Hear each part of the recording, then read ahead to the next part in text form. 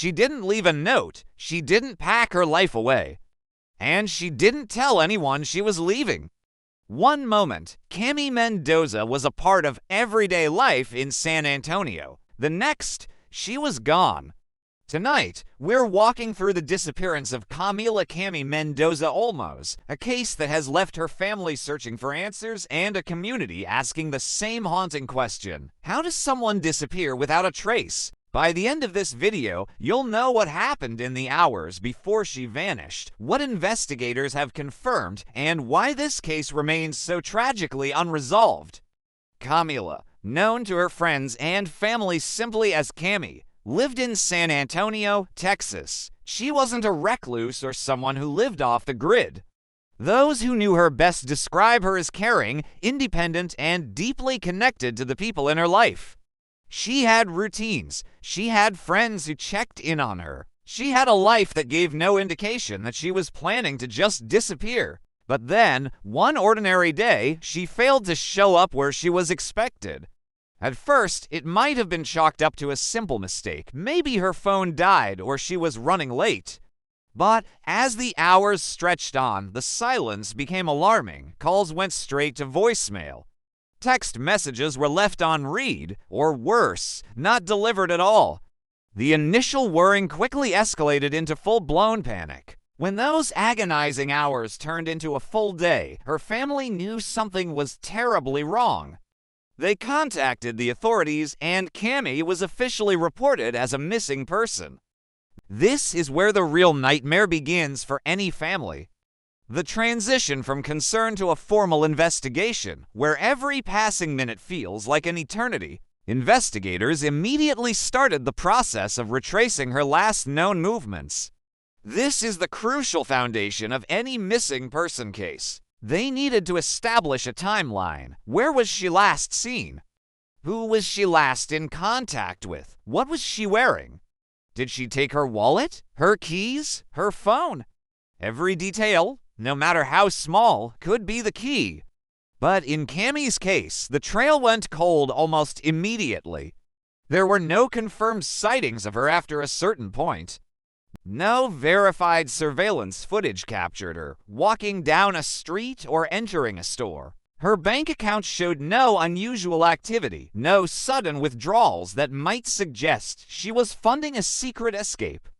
Her digital footprint, her social media, her emails, her search history offered no clues, no explanation for where she went or why. It was as if she had simply evaporated.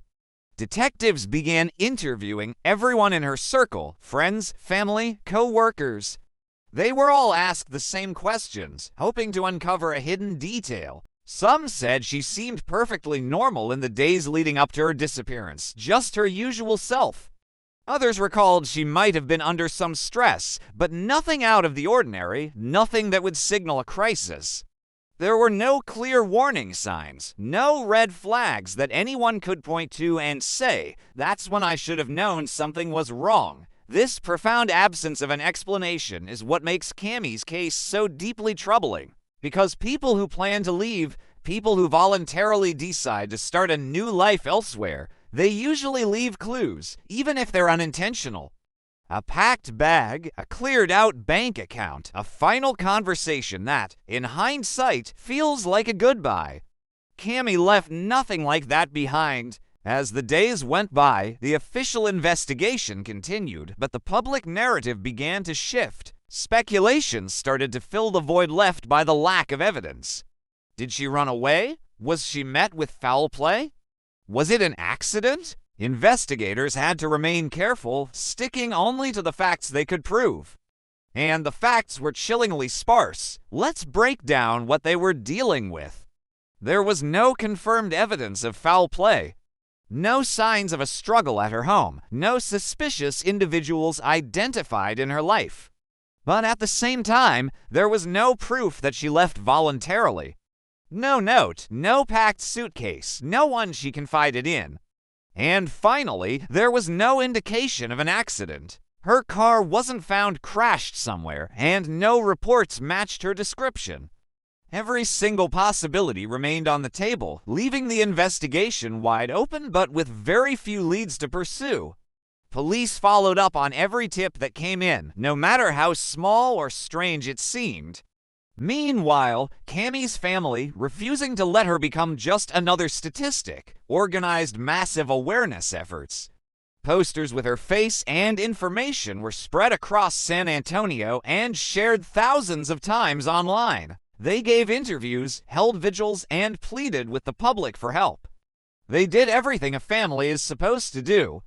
But still, the answers just didn't come. It's hard to truly comprehend the psychological weight that a disappearance like this places on a family. They are left in a state of painful limbo, a constant state of not knowing. There is no closure, there is no certainty. There's just an endless loop of questions that repeat every single day, every single night. Did someone see something and not realize its importance? A car driving down a street at an odd hour, a brief conversation they overheard. Did a small detail get overlooked in the initial hours of the investigation? Is Cami out there somewhere, unable to reach out for help? Or, in a possibility that's just as painful, is she unwilling to? Each one of these unanswered questions keeps the hope alive, but it also keeps the wound open and raw. What makes Cami's disappearance especially unsettling is how utterly ordinary everything seemed right beforehand. We often look for a dramatic catalyst in these stories. A huge argument, a sudden job loss, a major life change. But with Cami, there was none of that. No dramatic fights were reported. No sudden announcements of a new plan. There was no clear, logical reason for her to vanish from her own life. It's the kind of case where the silence feels louder and more menacing than any piece of evidence could. And it's a situation where time becomes a cruel paradox. It's both the enemy, because the chances of finding a missing person decrease with each passing day, and yet it's also the only hope. Hope that with time, someone's memory will be jogged, or someone's conscience will get the better of them. As of the recording of this video, Cami Mendoza Olmos remains a missing person. The official investigation is still open and active. Authorities continue to welcome any and all tips from the public. And most importantly, her family continues to search, continues to hope, and continues to wait for a call that will finally bring them an answer. Cases like this are a stark reminder that the stories of missing persons don't just end when the initial headlines fade away. They continue on, quietly, inside the homes of their families, inside the unanswered phone calls, and inside the desperate hope that someone, somewhere, knows something that could change everything. Now, we want to hear your thoughts on this. Do you think missing person cases get enough attention from the media and the public after the first few weeks have passed? What details do you think are most often overlooked in disappearances like this one? And if you were an investigator on this case, with the information we have, where would you focus your efforts next? Leave your theories and thoughts in the comments below. Your discussion helps keep Cami's story alive. And most importantly, if you have any information at all about the disappearance of Camila Mendoza Olmos, please report it to the San Antonio Police Department. Sometimes, a simple act of sharing and keeping the conversation going is what finally brings someone home. Thank you for watching. Subscribe to Crazy Crime Diary for more real missing persons cases, true crime stories, and investigations that are still waiting for answers.